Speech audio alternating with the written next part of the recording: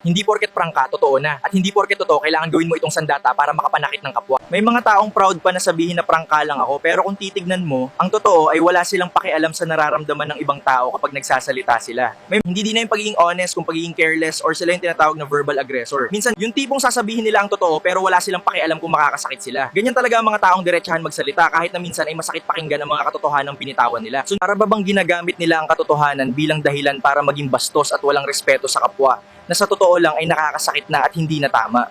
At minsan downright cruel, pero eto ang hindi nila maintindihan ng totoong prangka. Kaya naman dapat nating isipin kung paano natin ilalahad ang ating mga saloobin sa kapwa. Ang fake na prangka, diretsong magsalita pero walang filter at walang empathy. Ang tunay na prangka, oo, diretso rin, pero may kasamang malasakit sa kapwa bago magbitaw ng salita. Ang fake na prangka, diretsong magsalita pero walang filter at walang empathy. Ang tunay na prangka, oo, diretso rin, pero may kasamang malasakit sa kapwa bago magbitaw ng salita. Pero may intention na mag-build, hindi mag-break. Marunong siya ng humility at ng tamang words para maiparating ang kanyang saloobin ng may paggalang at may tunab na malasakit sa kapwa. Kaya kung may taong prangka daw, pero lagi ka na lang nasasaktan, hindi yun pagiging totoo. Ito ay kakulangan na ng respeto sa iyong nararamdaman bilang isang tao.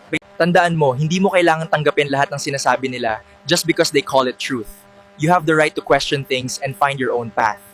May difference sa pagiging honest at sa pagiging insensitive, kaya matutong mag-set ng boundaries. Hindi lahat ng real talk ay nakakatulong, kaya dapat alam natin ang limitasyon. May difference sa pagiging honest at sa pagiging insensitive, kaya matutong mag-set ng boundaries. Hindi lahat ng real talk ay nakakatulong, kaya dapat alam natin ang limitasyon. Kailangan mo ng taong kaya kang itama nang hindi ka pinaparamdaman na maliit ka, at kung ikaw naman ang may tendency na maging prangka, kailangan mo ring matutong makinig. Kailangan mo ng taong kaya kang itama nang hindi ka pinaparamdaman na maliit ka, at kung ikaw naman ang may tendency na maging prangka, kailangan mo ring matutong makinig. Check yourself, tanungin mo, nakatulong ba ako o naka-offend lang? Kailangan natin pag-isipan ng ating mga sinasabi dahil baka hindi natin namamalayan na nakakasakit na pala tayo ng kapwa. Check, ang totoong prangka, hindi lang matapang magsabi ng totoo, marunong din siya maging tao habang ginagawa yon.